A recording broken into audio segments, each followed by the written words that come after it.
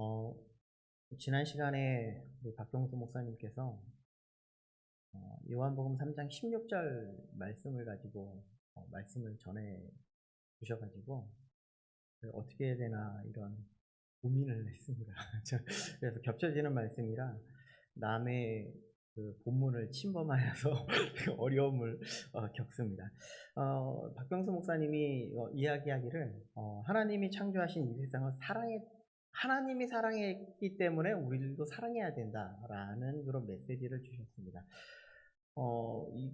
거기에 메시지 속에서는 우리들도 이 세상 가운데에서 구별되어진 삶으로서 이 세상에 하나님의 창조의 놀라우신 역사를 우리들이 인정하고 그 모든 것을 사랑해야 함을 말씀해 주고 있는 것이죠. 이제 일단은 이런 관점에 있어서는 어떻게 보면 하나님이 이 세상에 있는 모든 것을 하나님이 창조하셨습니다 라는 관점에서 모든 것을 전했다고 한다면 오늘은 조금 다른 관점으로 한번 이 본문을 한번 생각해 보았으면 좋겠습니다. 여러분들 요한복음의 주제라고 한다면 어떤 것을 여러분들이 꼽을 수 있을 것 같습니까? 네, 답은 다 나와 있는데 여러분들이 다 알고 있지만 말을 안 하실 뿐이겠죠. 우리들은 항상 성경의 핵심 메시지라고 한다면, 그리고 요한복음의 핵심 메시지라고 한다면 누구나 다 요한복음 3장 16절, 그리고 모든 말씀 중에 하나님께서 딱 한 절만 가지고 이 땅 가운데에 오신다라고 한다면 요한복음 3장 16절을 가지고 이야기할 것이다 라는 것이죠. 그래서 저는 우리 여러분들과 함께 이 요한복음 3장 16절을 함께 다시 한번 읽어보면서 이 말씀이 얼마나 놀라운 그런 하나님의 메시지가 담겨 있는지를 한번 살펴보았으면 좋겠습니다. 우리 3장 16절을 같이 다시 한번 읽어보도록 하겠습니다. 시작. 하나님이 세상을 이처럼 사랑하사 독생자를 주셨으니 이는 그를 믿는 자마다 멸망하지 않고 영생을 얻게 하려 하심이라. 아멘. 이 말씀은 진정한 복음이 무엇입니까? 라는 것을 우리에게 너무나 잘 보여주고 있는 말씀입니다. 뿐만 아니라 하나님께서 이 세상을 얼마나 사랑하고 계시는지를 또한 보여주고 있는 것이, 하나님의 사랑을 너무나 잘 보여주고 있는 내용이 바로 이 내용 중에 하나입니다. 그런데 문제는 무엇인가 하면 하나님이 보여주신 그 사랑, 하나님이 보여주신 그 복음을 만약에 모른다면, 하나님이 보여주신 예수 그리스도의 그 놀라우신 사랑을 우리가 알지 못한다면 어떤 일이 벌어질까요? 하나님의 진정에 보여주신 그 진정한 사랑을 우리들이 그냥 조금밖에 몰라요. 아니, 일부만 알고 정확하게 분명하게 알지 못해요. 하나님이 보여주신 복음을 우리들이 분명하게 알지 못하고 그냥 그렇지, 하나님이 우리를 그냥 사랑해 주셨지 라는 그런 것만 알고 우리가 정확하게 알지 못한다면 우리는 정말 진정 하나님이 보여주신 그 사랑을 안다고 할 수 있을까요? 복음을 안다고 이야기할 수 있을까요? 그래서 저는 이 시간에 이 복음, 하나님이 보여주신 이 사랑, 이것을 조금 더 여러분들이 깊이 있게 좀 알아갔으면 좋겠다라는 것을 여러분들에게 말씀드리고 싶습니다. 우리가 지난 2주 전에 14절과 15절 말씀을 여러분들에게 이미 말씀을 드렸는데요. 영원한 생명을 얻는 구원의 비밀이 과연 무엇일까요? 영원한 생명을 얻는 구원의 비밀이 바로 14절과 이 15절에 나타나 있습니다. 이것을 잘 설명한 겁니다. 우리에게 구속의 역사, 구원의 비밀, 이것이 녹뱀 사건을 통하여서 우리에게 너무나 잘 나타내주고 있다는 것이죠. 예수 그리스도의 구속의 십자가의 이 사건이 이 녹뱀 사건을 통해서 우리에게 드러나고 있고, 이 녹뱀 사건은 우리에게 하나님의 사랑을 보여주는 놀라우신 메시지가 담겨져 있는 그런 내용이기도 합니다. 이 녹뱀의 의미는요, 이스라엘 백성들이 애굽이라는 이 어둠 속에서 이 광야라는 이 빛으로 나오는 그런 놀라우신 사건이기도 하고요. 그들은, 이스라엘 백성들은 과연 애굽이라는 어두움을 사랑했는가 아니면 이 광야라는 이런 빛을 사랑했는가의 그런 문제라는 것이기도 합니다. 그 사실을 조금 더 구체적으로 우리는 살펴보면서 오늘 말씀을 보았으면 좋겠는데요. 이스라엘 백성은 애굽이라는 정말 풍요롭고 먹을 것이 정말 풍부하고, 그리고 그곳에서 내가 마음껏 삶을 살아갈 수 있는 그런 자리에서 머물러 있었습니다. 분명 그들은 노예 생활을 가지고 있었고 어려움도 분명히 있었을 겁니다. 그러나 그들은 그 땅, 애굽이라는 땅에서 그래도 내가 풍족하게 먹을 수 있었고, 그리고 내가 쉼을 얻을 수 있는 그런 장소가 바로 애굽이라는 그런 장소였다는 것이죠.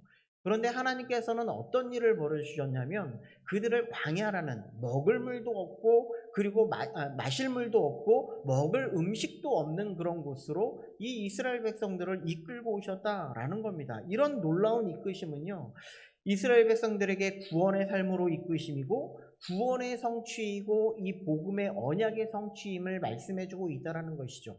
아브라함에게 주셨던 그런 언약, 하나님께서 이 언약을 성취하기 위해서 이스라엘 백성들을 지금 이끌고 지금 이 광야로 내몰고 계시다라는 것입니다. 이것이 바로 하나님이 이끄시는 대로, 하나님의 뜻대로 걸어가는 길이고, 그 모든 길 속에서 정말 하나님의 뜻하시는 대로 하나님이 기뻐하시는 길을 걸어가는 길임을 말씀해 주고 있다는 것입니다. 여기에는 진정한 행복이 있습니다. 하나님이 함께 하시고 하나님이 이끄시고 하나님이 먹이시고 하나님께서 모든 길을 인도해 가시는 그런 놀라우신 뜻이 그 광야의 길 속에 있었습니다. 그러나 이스라엘 백성들은 이런 하나님의 놀라우신 이끄심임에도 불구하고 그 놀라우신 뜻을 제대로 파악하지 못하고 왜 우리들을 이 어려운 가운데에 이렇게 이끌고 계십니까? 라고 불평하고 불만을 가지고 살아가는 이스라엘 백성들의 모습을 볼 수가 있었다는 것이죠. 이스라엘의 광야길은 너무나 힘들었어요. 이 사막의 길을 걷는다는 것이 얼마나 힘들겠습니까? 우리들이 이 세상을 살아나가는 것이 얼마나 힘들고 어려운 길인지는 우리는 너무나 잘 알고 있어요. 그것이 바로 광야의 길과 너무나 똑같다라는 것은 우리들이 너무나 잘 알고 있다는 것이죠. 햇볕은 낮에는 햇볕이 내려쬐고 있고 밤에는 너무나 추워서 그 자리에서 잠자는 것조차 너무나 힘든 상황 가운데에 놓여 있었다라는 것을 말씀해주고 있습니다. 마음껏 내가 먹고 싶은 것을 먹을 수도 없었고, 그리고 내가 마실 물을 마음껏 마실 수도 없는 장소가 이 바로 광야라는 그런 장소였다라는 것이죠. 그래서 이스라엘 백성들이 때때로 하나님 앞에 불평하고 불만을 가지면서 하나님 나에게 먹을 것을 주십시오. 고기를 주십시오. 물을 주십시오. 그럴 때마다 만나를 허락해 주셨고 그들에게 물을 허락해 주시는 하나님의 놀라우신 은혜를 계속 경험하면서 살아나가고 있었다라는 겁니다. 참 이런 은혜를 경험하고 하나님 나에게 이런 은혜를 베풀어 주셨군요. 이런 것을 경험하면서 걸어갔으면 얼마나 좋겠어요. 그런데 그들에게 정말 그들은 이런 하나님의 놀라우신 은혜임에도 불구하고 이런 일이 발생되고 있었다라는 겁니다. 민수기서 21장 5절 말씀을 우리 함께 한 목소리로 읽어보도록 하겠습니다. 읽어보겠습니다. 자, 시작. 백성이 하나님과 모세를 향하여 원망하되 어찌하여 우리를 애굽에서 인도해 내어 이 광야에서 죽게 하는가? 이곳에는 먹을 것도 없고 물도 없도다. 우리 마음이 이 하찮은 음식을 싫어하노라 하고, 이것이 지금 이스라엘의 마음이었어요. 그들에게 만나를 허락해 주셨고 그들에게 광야의 길이지만 하나님이 구름기들과 불기둥으로 그들을 인도하시는 놀라우신 은혜를 베풀어 주셨어요. 때에 따라서 마실 물도 허락해 주셨고 그리고 그들에게 고기도 먹여주시는 놀라우신 은혜를 베풀어 주셨지만 그들이 생각한 것은 무엇인가 하면, 하나님 이 하찮은 음식을 우리에게 이렇게 주시고 있습니까? 이렇게 이야기하고 있다는 거예요. 하나님의 인도하심조차 하찮은 것으로 여겼고 그들에게 주신 음식조차 너무나 하찮은 것으로 여기는 그들의 모습. 이런 모습 속에 하나님께서는 그들에게 진노를 합니다. 하나님은 그들에게 징계를 하고자 하는 일이 발생되었는데 그것이 바로 노뱀 사건이었다라는 거예요. 그들은 결국 애굽이라는 곧 이 세상을 더 사랑했기에 하나님을 원망하고 하나님 앞에 불평했고, 그리고 이것을 통하여서 하나님은 그들에게 징계를 내리실 수밖에 없다라는 것을 말씀해 주고 있다는 것이죠. 그러나 이런 징계는요, 이스라엘 백성들을 멸망시키기 위해서 그들을 다 멸절하고 그들을 다 죽게 하기 위한 그런 징계가 아니었어요. 하나님께서 이런 징계를 허락하시면 그들을 회복하시기 위한 것이고 그들을 회개케 하기 위한 하나님의 징계였음을 말씀해 주고 있습니다. 하나님께서는 노뱀을 바라보는 자마다 누구든지 다 살겠다라고 이렇게 이야기하고 있기 때문에 그렇습니다. 이에 대한 메시지가 바로 하나님이 세상을 이처럼 사랑하신 놀라우신 메시지를 우리에게 주고 있다는 겁니다. 우리들도 누구든지 하나님이 보내주신 예수 그리스도를 바라보기만 하면 하나님께서는 그들에게 생명을 허락해 주실 것이다. 이 메시지를 우리들에게 주시고자 하는 놀라운 은혜를 베풀어 주시고자 하고자 함이었다는 것이죠. 하나님이 우리를 구원해 주시고자 하는 이유가 무엇이었습니까?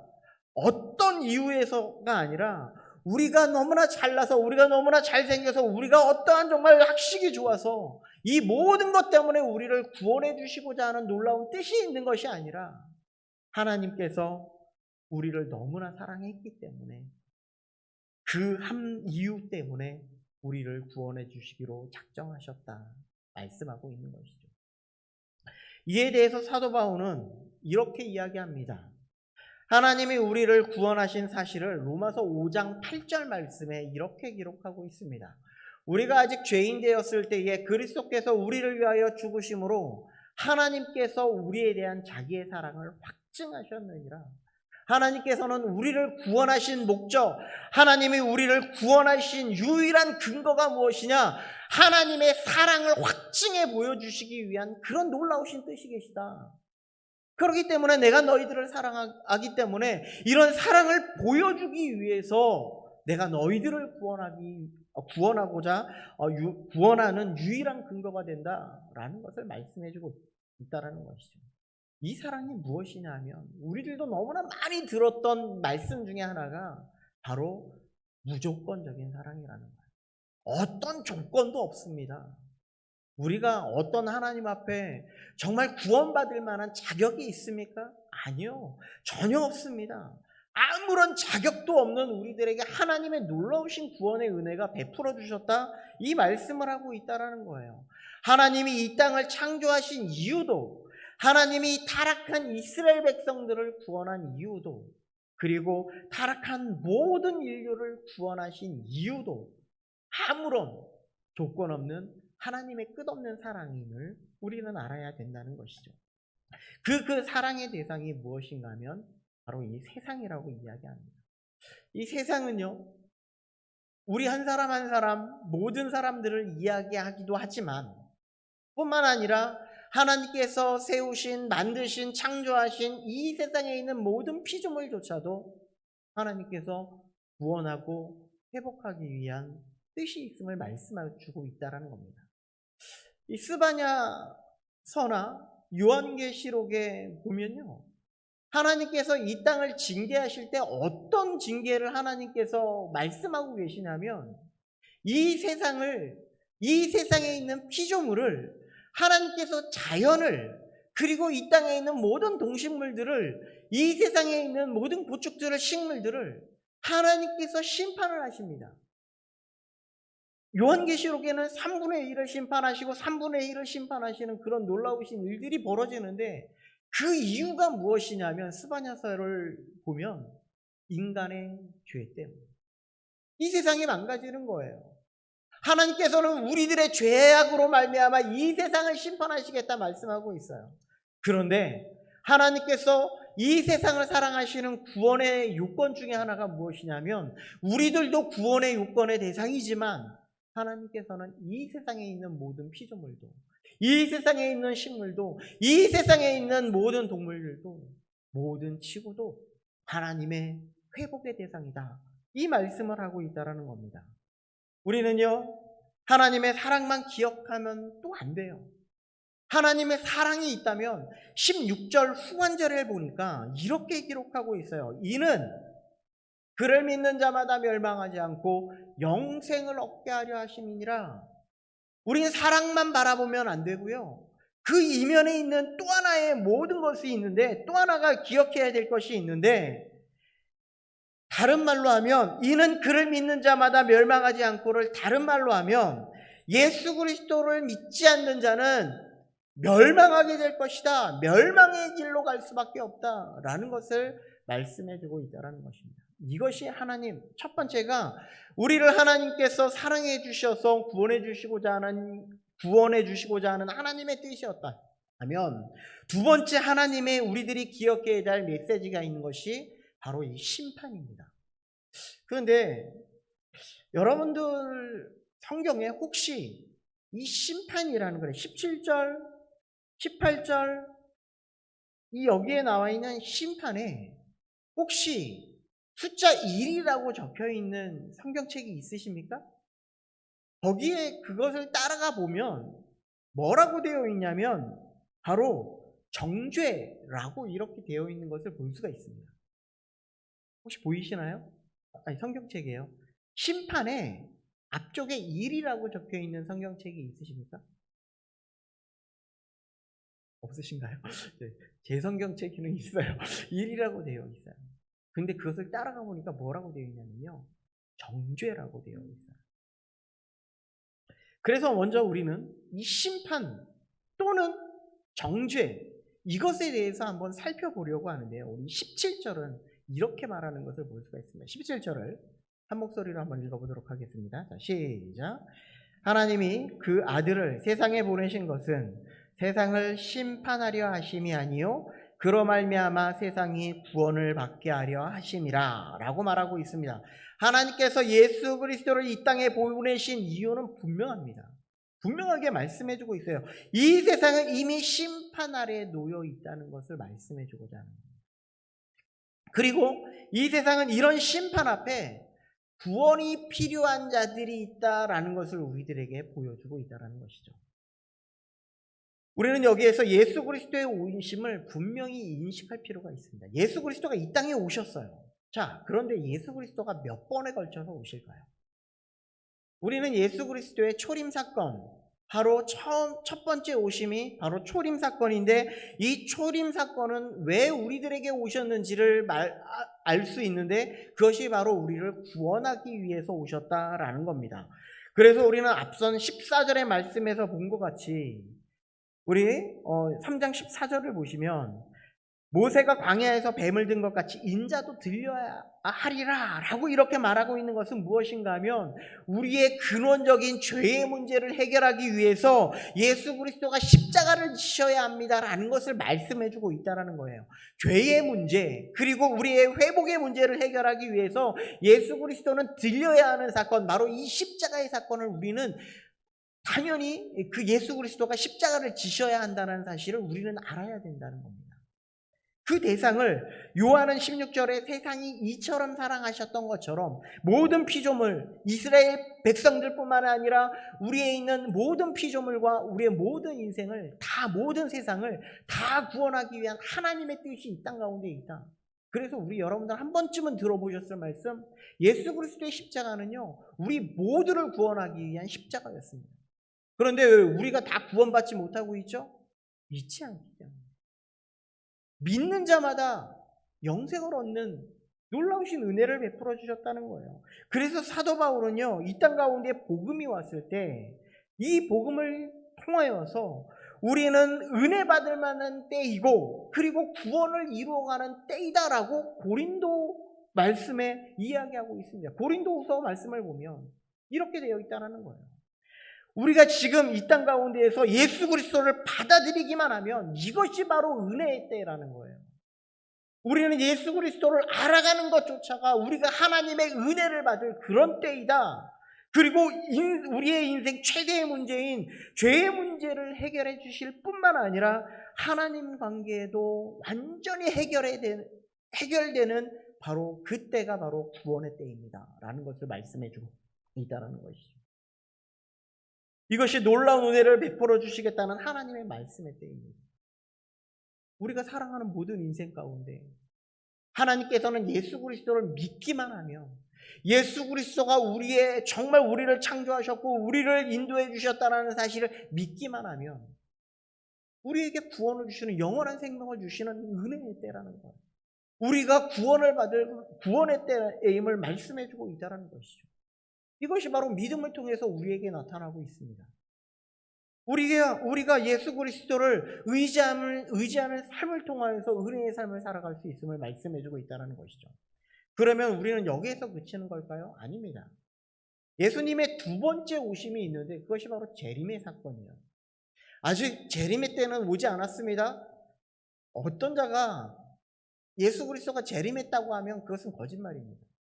예수 그리스도가 재림하실 날이 도둑같이 올 그날이 오실 때가 있는데, 그날이 되면 심판의 날로 오시겠다 말씀하고 있다는 겁니다. 그에 대한 해답을 18절은 말합니다. 18절 말씀 우리 같이 한번 읽어보도록 하겠습니다. 자, 시작. 그를 믿는 자는 심판을 받지 않느냐는 것이요, 믿지 아니하는 자는 하나님의 독생자의 이름을 믿지 아니하므로 벌써 심판을 받은 것이니라. 아멘. 여기에는 놀라운 하나님의 말씀을, 놀라운 은혜를 우리가 발견하게 되는데요. 분명히 예수 그리스도가 두 번째 재림의 사건으로 이 땅 가운데 오심으로 말미암아 우리를 심판하기 위해서 오실 것입니다. 분명합니다. 분명히 그렇게 선언하고 있습니다. 그런데 하나님께서는 예수 그리스도가 초림의 사건을 통하여서 이 땅 가운데 오심으로 그를 믿지 아니하는 모든 자들마다 이미 심판에 이르렀음을, 벌써 심판을 받았다라고 이렇게 기록하고 있다는 것이죠. 첫 번째 오셨든 두 번째 오셨든 예수 그리스도를 고백하고 시인하는 모든 자들마다 우리는 심판을 받지 아니할 것이고, 그를 믿지 않는 모든 자들은 이미 심판을 받았다고 우리들에게 이야기하고 있다는 것입니다. 또 하나 우리가 생각해 볼 것이 있다면, 심판을 받는다는 것은 과연 무엇일까요? 이 땅이 죄로 말미암아 이미 다 썩어졌다라는 것. 노아의 홍수 때를 한번 생각해 보시기 바랍니다. 노아의 홍수 때를 생각해 보면 노아에게 하나님께 오셔서 노아의 방주를 지라고 하셨고, 그리고 그 방주를 통하여서 하나님께서 구원의 은혜를 베푸시겠다 말씀하셨지만, 많은 사람들은 그냥 이 세상 가운데에서 먹고 마시고 즐기고 자기가 원하는 대로, 자신이 뜻하는 대로의 삶을 살아가고 있었어요. 이것이 그들의 죄악된 모습이었음에도 불구하고 노아를 손가락질하며 하나님의 심판을 무시했다는 거예요. 이미 그들은 심판을 받았어요. 아무리 그들이 와서 비가 내리고 노아의 방주가 문이 닫혔는데 그들이 아무리 문을 두드린다 한들 이미 그들은 심판을 받고 이미 멸망의 길로 갈 수밖에 없음을 이야기하고 있다는 것이죠. 결국은 이 심판은 우리들에게 죄가 있음을 고백하는 자리이고, 그리고 이 죄를 우리들이 온전히 고백할 때에 우리는 예수 그리스도를 의지할 수밖에 없고 예수 그리스도의 십자가를 우리는 붙들 수밖에 없음을 말씀해주고 있다는 겁니다. 우리는 얼마나 심각한 죄를 저질렀습니까? 예수 그리스도는 이 십자가의 상에서 우리들이 져야 할, 우리들이 마땅히 죽어야 할 그 모든 죄를 예수 그리스도가 모두 감당하셨고 그 모든 것을 다 대속해 주셨음을 말씀해주고 있는 것이죠. 이것만 믿기만 하면, 우린 예수 그리스도의 이 놀라우신 이 십자가의 사건을 믿기만 하면 우리는 다 구원을 얻습니다. 그렇게 그리스도를 받아들이지 않는 것은 이미 내가 심판받은 것이고, 내 마음에 조금이라도 내가 예수 그리스도를 믿지 않는 믿음이 있다면 우리는 구원 아래에 있지 못함을 이미 말씀해주고 있다는 것입니다. 이것이 바로 심판을 받았고 우리는 정죄함을 받았음을 이야기하고 있다는 것입니다. 그래서 우리는 이번에 세 번째 우리들이 기억해야 될 것이 있는데, 그것이 바로 무엇이냐면 바로 정죄입니다. 자, 그러면 이 정죄는 과연 무엇일까요? 우리 19절 말씀을 우리 함께 보도록 하겠습니다. 19절입니다. 자, 시작. 그 정죄는 이것이니 곧 빛이 세상에 왔으되 사람들이 자기 행위가 악함으로 빛보다 어두움을 더 사랑하는 것이니라. 정죄를 사전적 의미로 한번 살펴보니까 이 정죄는 무엇인가 하면 죄가 있다고 이미 선언된 것이라고 기록되어 있습니다. 네이버 사전에는 죄가 있다고 단정함이라고 되어 있는데 그 교리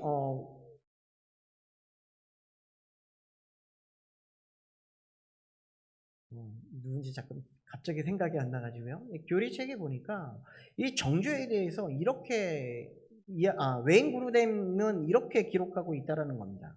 죄가 있다고 선언함이라고 이렇게 되어 있다는 거예요. 죄가 있다고 선언되어지면 우리가 이 법정에서 죄가 있다고 선언되어지면 우리는 그 죄값을 치러야만 모든 것이 자유로울 수가 있다는 것을 말씀해주고 있어요. 그러니까 이 정죄라는 것은 우리가 죄가 있음을 말씀하고 있는 거예요. 우리는 죄인이라는 사실을 이미 말씀해주고 있다는 거예요. 그런데 오늘 말씀을 보면 예수라는 빛이 있었습니다. 정죄는 이것이니 빛이 세상에 왔을 때 사람들이 자기의 행위가 악함으로 이미 죄가 있음을 인식했다라는 거예요. 빛이 이 세상에 오셨지만 자신의 죄 때문에 예수 그리스도라는 이 빛을 밀어낼 수밖에 없다는 것을 이야기하고 있는 거예요. 주일학교 설교를 하면서 어떻게 이것을 이야기를 하냐면 우리가 바깥에서 진흙놀이를 한참을 놉니다. 옷도 더러워졌고 얼굴도 시꺼멓게 더러워졌어요. 그런데 나는 안 씻겠다고, 나는 그냥 잠자겠다고 그냥 들어 누웠습니다. 어떻게 될까요? 이것은요, 이 더러움이라는 것은요, 우리에게 이 죄는 처음은 괜찮을지 모르겠습니다. 한 번 안 씻고, 두 번 안 씻고, 세 번 안 씻고, 점점 그 죄가 심각해지면 우리에게 병이 오고, 그리고 우리를 죽음으로 몰아갈 수밖에 없음을 이야기하고 있는 것이죠.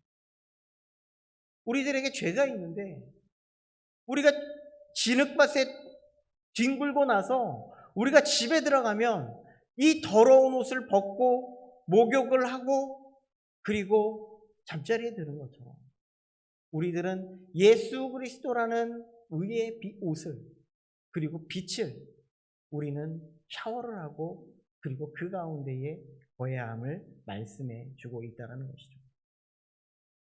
그런데 예수라는 복음은 우리에게 무엇이라고 말하고 있냐면 그래서 우리를 죄인이라고 말합니다. 근데 세상이 왜 이것을 싫어할까요? 세상은 이 복음을 싫어해요. 20절 말씀해 보니까 악을 행하는 자마다 빛을 미워하며 빛으로 오지 아니하나니 이는 그 행위가 드러날까 합니다. 내 더러움이 자꾸 드러날까 봐 불안한 거예요. 내가 정말 이 악함이 내 욕심이 드러날까 봐 자꾸 불안한 거예요. 예수 그리스도의 빛 앞에 내가 비춰지면 내 악함이 정말 드러날까 봐 너무 두렵습니다. 괜히 불안하고 내가 정말 어떻게 되는 건 아닐까 불안해하고 그래서 이 복음을 미워할 수밖에 없어요. 그런 일 때문에 서기관과 바리새인들은 자신들의 이권을 추구하기 위해서 예수 그리스도를 십자가에 못 박는 일을 그렇게 행한 것입니다. 자신들의 그런 악함이 드러날 것을 두려워해서 말이죠. 이것이 바로 정죄의 모습입니다. 그렇다면 우리는 정말 예수 그리스도라는 복음을 알고 예수 그리스도의 사랑을 알고 심판에 이르지 아니하는 그런 자 그리고 정죄받지 아니하는 우리가 되길 하려면 그런 자는 과연 누구냐? 바로 21절에 말하고 있는 것처럼 진리를 따르는 자라고 이렇게 말하고 있는데 진리를 따르는 자로서 우리는 어떻게 행해야 될까요? 예수 그리스도의 복음을 아는 자로서 우리는 어떤 삶을 살아가야 될까요? 우리는 빛을 아는 자로서 어떤 삶을 살아가야 될까요?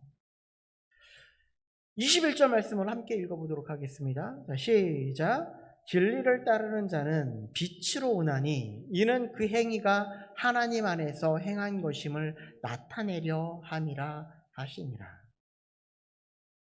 진리를 따르는 자는 빛으로 온대요.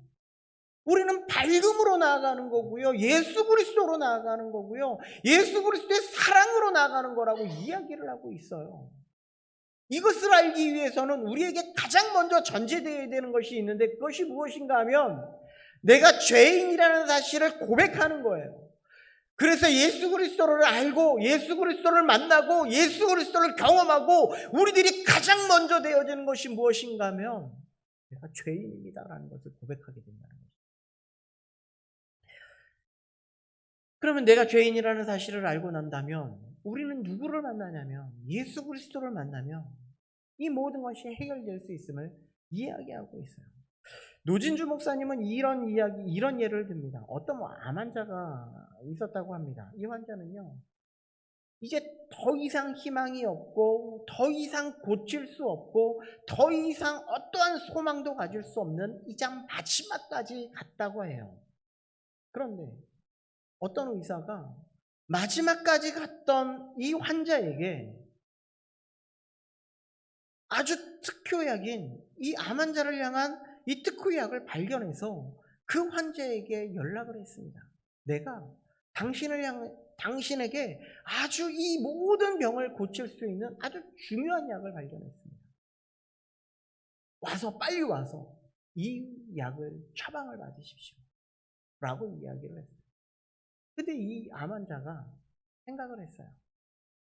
어느 누구도 이 병을 고칠 수 없다고 알고 있고, 그리고 이 어떤 것으로도, 이 세상의 어떤 약으로도 고칠 수 없는 게 나의 병인데, 아니 그 의사가 그렇게 얘기한들 내가 병을 고칠 수 있겠어? 아니야, 거짓말일 거야. 그리고 그 약을 처방받지 않았어요. 결국 이 환자는 죽음에 이르렀습니다. 우리가 진리를 따른다는 것은 우리는 정말 심각한 병에 걸렸고 이제 더 이상 고칠 수 없는 그런 아주 암보다도 더 심각한 병에 걸린 그런 자들임을 우리는 먼저 깨달아야 한다는 거예요. 그리고 우리들에게 이야기합니다. 아주 특효약이 있습니다. 예수 그리스도라는 특효약이 있습니다. 이것을 우리는 처방받기만 하면, 이 예수 그리스도를 우리는 처방받기만 하면 우리는 다 나을 수 있습니다. 여러분들 처방받으십시오 라고 이야기한다는 거예요.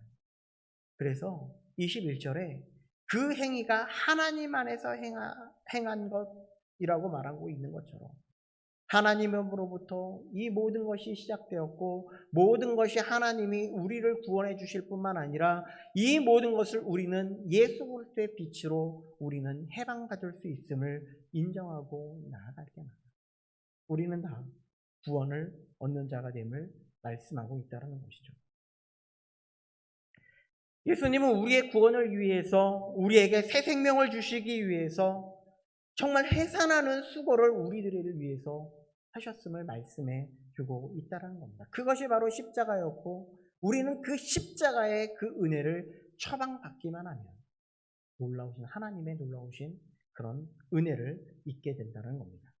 두 번째로요, 우리를 예수 그리스도의 십자가 아래에 내어놓는 삶이 되어져야 한다는 것입니다.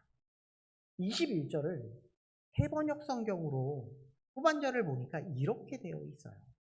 자기의 행위가 하나님 안에서 이루어졌음을 드러내려는 것이다. 빛이 있는 자들은요, 우리는 십자가를 드러내는 삶을 살아나가는 거예요. 우리가요, 예수 그리스도의 십자가를 드러내지 않으면, 예수 그리스도의 복음을 전하지 않으면, 우리가 예수 그리스도가 나를 통하여 나타내지 않으면 우리들에겐 생명이 없습니다. 우리에겐 소망이 없다는 거예요. 우리에게 예수 그리스도의 빛이 있으면 그것은 드러날 수밖에 없어요. 여러분들 밤하늘의 달을 보십시오. 태양빛을 받아서 그것을 반사해서 우리 눈에게까지 온다는 것은 그 달이 스스로 빛을 낼 수 없는데 태양빛을 받아서 우리에게 그 빛을 비춰주고 있다는 거예요. 우리들도요, 예수 그리스도라는 이 태양 아래 우리들도 우리가 그 빛을 받아서 예수 그리스도가 드러나고 예수 그리스도의 복음이 드러나고 이런 삶을 살아나가야 함을 말씀해 주고 있다는 것이죠. 삶 속에서 드러나고 복음을 전함으로 드러나고 나 자신을 낮추면서 드러나고 내가 움켜잡아 있던 것을 내놓음으로 드러나고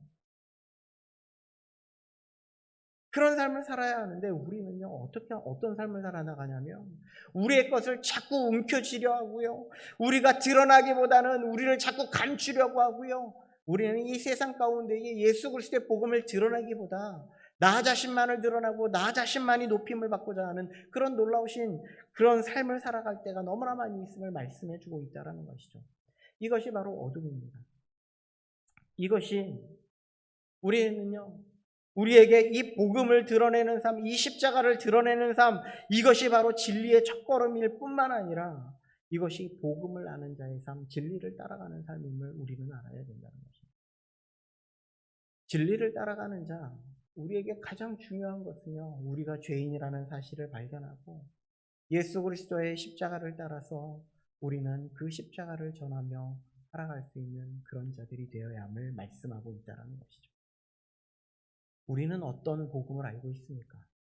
예수 그리스도의 구원도 우리에게 있어야 되고 예수 그리스도의 심판도 우리에게 있어야 될 뿐만 아니라 예수 그리스도의 십자가를 지고 나아가는 삶도 우리에게 있어야 함을 말씀해 주고 있습니다.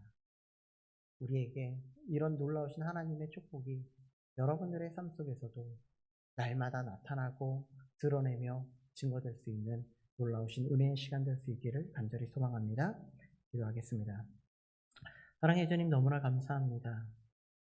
예수 그리스도는 오셔서 우리를 사랑해 주셨고 그리고 우리에게